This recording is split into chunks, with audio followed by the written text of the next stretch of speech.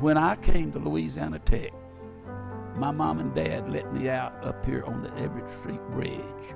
There were two old brick columns there. And Miss Nixie told me to go to Keeney Hall. I didn't get on campus good till I saw a fella, and I asked him, I said, could you tell me where Keeney Hall was? A lot of trees are not there now that were then, and he had to kind of lean over and he showed it to me. And I thanked him, and I walked over there, and there were a couple of tables right there in the little foyer, and registration was going on. And I walked in, and a lady asked me, could I help you? I said, yes, ma'am. I was told to come here and give you my name. And she said, what is your name? And I said, Bill Cox. She said, Mr. Cox, we've been waiting for you. I was already registered. I wrote my first check that I had ever written in my life and paid for my first semester.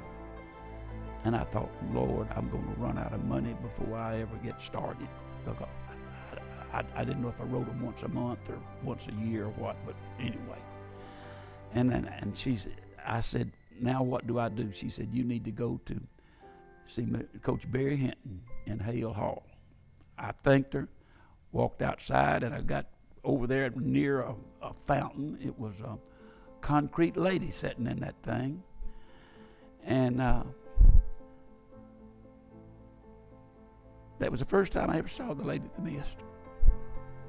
But a fellow walked up, and I asked him, could you tell me where Hale Hall is? He just kind of pointed, and it was just a straight shot.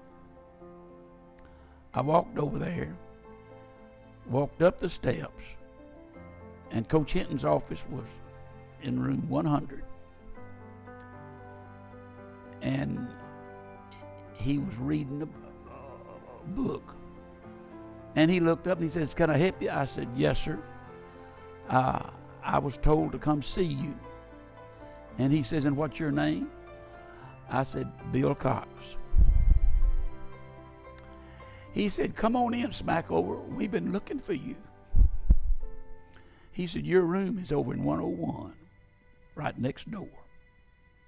I thought, man, coming to college is not that bad. Tell you a little funny story about Coach Hinton. He became one of my longest running, dearest friends. And we always had such good times together.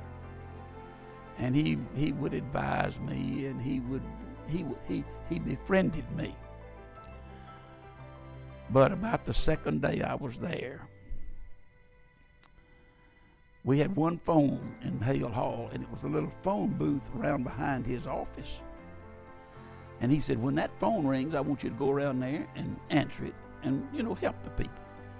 I didn't want to tell him that I'd never talked on a phone, so I didn't say anything, So about 2 or 3 weeks later, he was in the room and the phone rang. He says, you gonna catch the phone? I said, yes, sir, I'm gonna go get it right now.